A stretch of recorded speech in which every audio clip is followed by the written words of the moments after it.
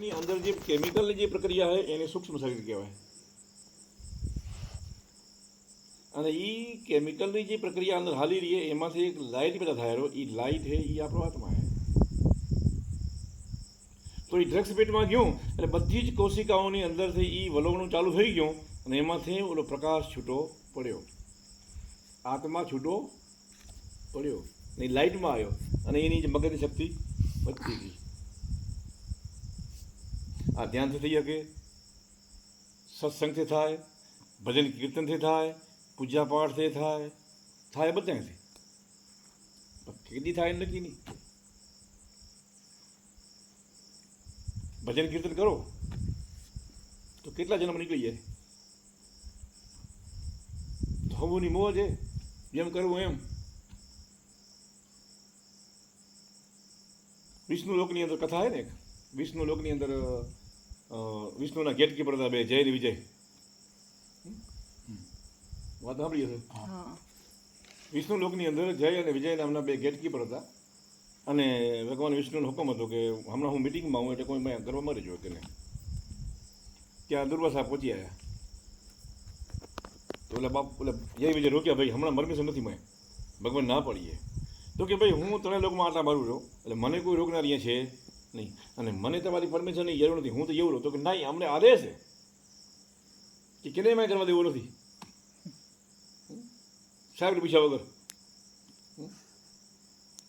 એટલે દુર્વાસાએ શ્રાપ લીધો. એ કે તને ખબર નહીં કે મારું મગજ કેવું ફરજ્યા કરે, હું ગમે તે શ્રાપ લઈ દઉં, તમારે દેવું હોય દો પણ તમને માય કરવા જશે. જીદ ઉપર આવી ગયા અને દુર્વાસાએ શ્રાપ લીધો. એક્ઝેક્ટલી શ્રાપ શું હતો? પૃથ્વી ઉપર પડશો તમે, મતલબ પૃથ્વી ઉપર જન્મ મળશે. એને પૃથ્વી ઉપર શું કામ પડવા કીધું? એને શુક્રમાંથી કેમ ના કીધું, ચંદ્રમાંથી કેમ ના કીધું, પૃથ્વીમાંથી ક્યાં કીધું? મૃત્યુ લોક અહીંયા એના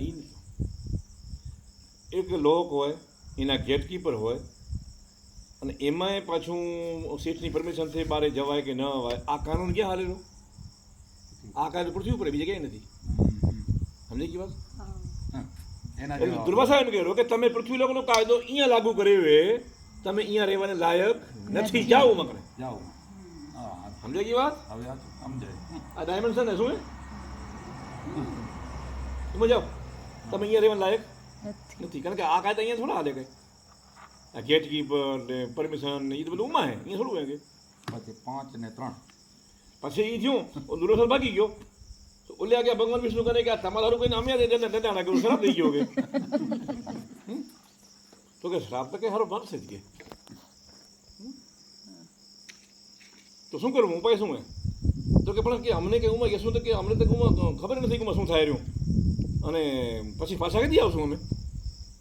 તો કે એ કે વિચારી પણ એમ ઓપ્શન બે હે કે તમે જો મારા ભક્ત તરીકે જશો પૃથ્વી ઉપર તો 7 જન્મ લેવા પડશે, 7 જન્મ લેશો પછી ઠેકાણે આવશો અહીંયા પાછા સીટમાંથી.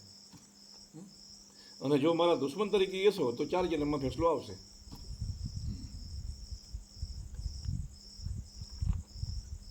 તો આવું શું કામ કીધું? ઉલટા દુશ્મન થાય તો હિયા. દુશ્મનનો મતલબ શું હે અને ભક્તનો મતલબ શું પેલા છે? આ તો અમુક ચીજો જાણો ને. શાસ્ત્રમાં આ બધા જે શાસ્ત્રમાં વાર્તાઓ છે ને એ વાર્તાની અમુક લીટીઓ યાદ રાખવા જેવી છે. એ થોથા ઉતરવાની જરૂર નથી. એ થોથાની અંદર ક્યાંક ક્યાંક બેટા શબ્દ છે.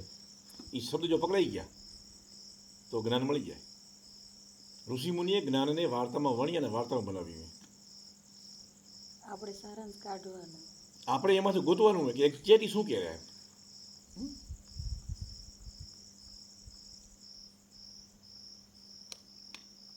જો તમે મારા ભક્ત તરીકે રહેશો પૃથ્વીમાંથી તો 7 જન્મ લઈને પાછો એ સીટમાંથી આવશો અને જો તમે મારા દુશ્મન તરીકે રહેશો તો 4 જન્મમાં ફેસલો આવશે, પાછા પહોંચી આવશો.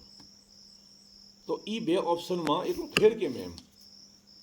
એકચ્યુઅલી જો નિયમ પ્રમાણે આપણું જે ભેજું કામ કરેલું, આપણે પૃથ્વીવાસીઓનું જે ભેજું કામ કરેલું એ પ્રમાણે જો દુશ્મન તરીકે જો જવું હોય તો 7 જન્મ લાગવા ખપે અને ભગત તરીકે 4 જન્મ લાગવા ખપે ને. એને ઊંધું કીધું. ઊંધું કીધું. ઉધાર હિયા દે ગયો. ઈ કામ ના ફ્રી વિલ તો નહોતી.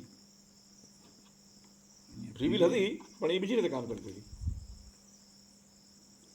ભગત હોય નીતિ નિયમ હોય ને બધા. હોય ડુંગળી ખવાય કે ન ખવાય દુશ્મનને હોય તો અનુભવ લેવાની વાત એમ.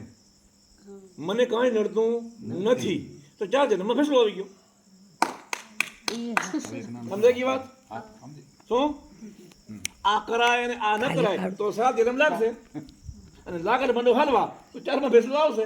હા ઓને કહી દીધું હે નક્કી આપણે કરવાનું હોય. હવે આપણે ચોઈસ કરીએ 7 જન્મ વાળી અને મજા લેવીએ 4 જન્મ 4 વાળી જણા વાળી. તો ના હાલે. અને હું જોઉં રહ્યો મને આ 7 વર્ષ થયા આમાં જે માણસો અહીંયા આવે રહ્યા એ બધાને નિયમ પાળવા 7 જન્મ વાળા અને મજા લેવી 4 જન્મ વાળી. આનો ક્યાં મેળ આવે ના આવે.